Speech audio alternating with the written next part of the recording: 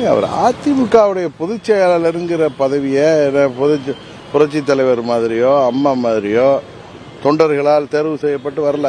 அவர் சொல்லுவார், பொதுக்குழுவில் இருக்கிற நிர்வாகிகள்லாம் பொதுக்குழு உறுப்பினர்கள்லாம் தொண்டர்களால் தேர்வு செய்யப்பட்டவர்கள். அங்கே ஒன்றும் எந்த தேர்தல் நடத்தல, எல்லாம் நியமனம் தான். அது எடப்பாடி பழனிசாமி அம்மா அவர்கள் மறைவுக்கு பிறகு 2017 16 டிசம்பர் 31 அப்புறம் கடைசியாக நடந்தது தான் 29 ஏதோ நடந்தது தான். அம்மா அவர்களால் அம்மா அவர்கள் காலத்தில் தேர்ந்தெடுக்கப்பட்ட நியமிக்கப்பட்ட பொதுக்குழு உறுப்பினர்களால் நடத்தப்பட்டது. அதுக்கப்புறம்லாம் இவங்க நியமிச்சுக்கிட்டது தானே. அதனால அந்த கட்சியை அவர் கபலீகரம் செய்து வச்சிருக்கிறாரு.